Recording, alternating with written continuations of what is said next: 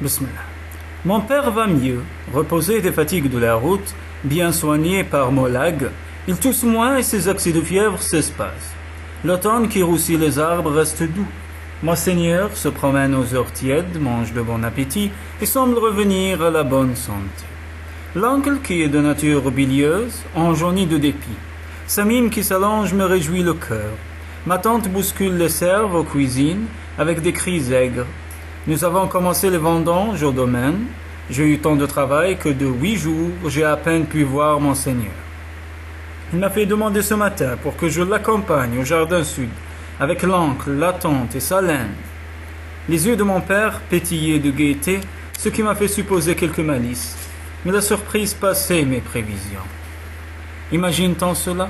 Une dame verte à Rolus. Monseigneur l'a ramené de son voyage, bien dissimulé, et n'en a soufflé mot. Seul mis dans la confidence, le chef jardinier l'a planté en secret dans le jardin sud. Mon père s'amusait de notre ébahissement.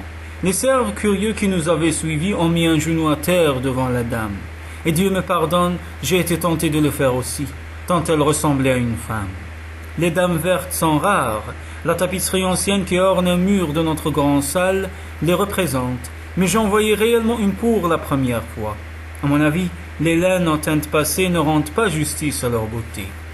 Des légendes disent qu'autrefois, elles étaient très nombreuses, avant qu'un conflit ne les oppose aux hommes, qu'ils les détruisirent et que celles qui demeuraient se réfugièrent dans des forêts profondes, pleines de pièges et de miracles. Histoire, grandement vraisemblable, les dames vertes vivent plantées en terre comme des arbres. Et quel arbre tirerait ses racines du sol pour se déplacer? Je n'ai plus l'âge d'aimer les légendes et je n'ai que trop entendu celles que préfèrent les cerfs.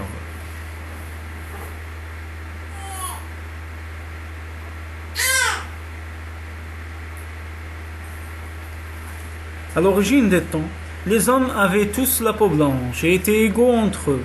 Ils vinrent du ciel dans un navire d'argent, d'un lieu lointain nommé Sol 3. Le premier ver naquit de l'union d'une dame verte et d'un blanc. La suite de la légende est confuse. Elle parle d'une guerre qui opposa vert, blanc et dame verte. Nul besoin de préciser qui gagnait cette guerre, parce que je comprends trop bien le rêve qui l'a inspiré. Cette légende m'agace. Il y a bien longtemps que j'ai tué mes rêves. La dame verte plongeait jusqu'à de fines chevilles dans la terre brune du jardin sud. Plante, femme, femme plante. Sa douce peau verte appelait la caresse de la main. J'eus le désir de la toucher, ce que je n'osais faire sans en comprendre la raison. Le modelé des jambes, la courbe des hanches, le dessin du torse, le cou gracieux, évoquaient le corps parfait d'une jeune femme, mais les bras n'avaient que des ébauches de mains, où des vrilles bouclées remplaçaient les doigts. Vrille aussi la longue chevelure, ornée de petites feuilles rondes, le soleil rendait éclatant leur vert doré. Le petit visage en forme de cœur avait une expression sereine, accentuée par des paupières closes et le repos d'une bouche aux lèvres renflées. Deux excroissances évoquaient une manière de nez. Mon oncle et mon père parlaient, mais j'étais trop absorbé pour entendre leurs propos. Ma tante poussait des oh et des ah. Les cerfs et ma sœur Salène contemplaient la dame émerveillée et je partageais leur admiration. Tout en elle était beauté. La bouche aux lèvres pleines, je ne sais pourquoi, m'attira, je fus surpris d'une soudaine chaleur au bas-ventre. Je ne suis pas affamé si les vers du haut de leur mépris me tiennent à distance. Les cerfs ne me sont pas cruels et partagent volontiers mes jeux. Je n'avais nulle raison de désirer cette dame qui, si elle ressemblait à une femme, me paraissait tout de même fort asexuée. Très peu de seins, pas de nombril et pire, pas de fente entre les jambes. Malgré les dires de la légende, difficile de l'imaginer accouplé à un homme. Où se trouvait le passage? Je revins en visage, et tandis que je le détaillais, les paupières se levèrent. Jamais je n'avais vu Dieu plus beau, plus étincelant, plus magique. Je plongeai soudain dans un brasier vert et je m'y noyai. Je perdis conscience, je flottais dans un océan de flammes vertes. Comment avais-je pu croire que le feu brûle rouge?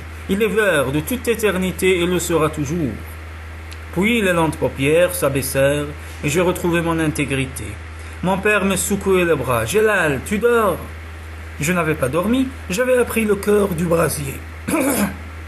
Vert, et j'en restai imprégné. Mon oncle grogna.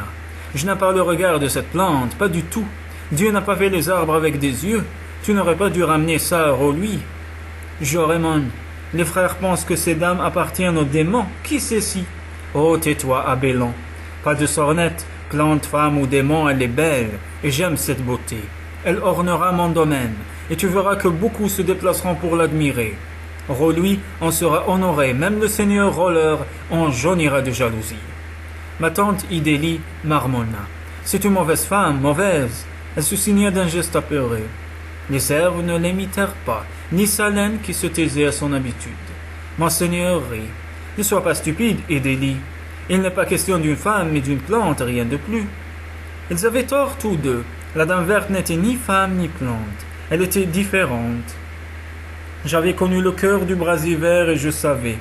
Ma tante était sotte, bien sûr. Il n'existait nul mal dans les flammes vertes. Seulement l'innocence végétale qui ignore tout du péché. Inutile d'appeler les frères et leurs eaux bénites à la rescousse. Cela ne partirait pas en fumée sous leurs assauts. Bien et mal sans convention d'homme. Et la dame n'était pas humaine. Mais ceux dont le cœur est putride voient le démon partout. Celui qu'ils engraissent dans le noir de leur âme. La dame verte gardait les paupières closes, les douces lèvres semblaient sourire imperceptiblement. Où l'avez-vous trouvé, père? Ah, j'aurais des histoires pour occuper nos soirées de l'hiver. Mais patience, ne dois-tu pas aller au pressoir? À ce que tu disais tout à l'heure, j'aurais pu croire qu'il ne passerait pas sans toi. Je devais y aller, en effet. Josham est un bon directeur. Mais il vieillit et ses yeux n'ont plus leur acuité d'autrefois. Lui laisser le plus lourd de la tâche aurait été injuste. Le pressoir presserait bien sans moi, certes, mais pas sans que Josham ne prenne la place que j'aurais dû occuper. Le domaine ne se gère pas tout seul, je ne le sais que trop. Je partis.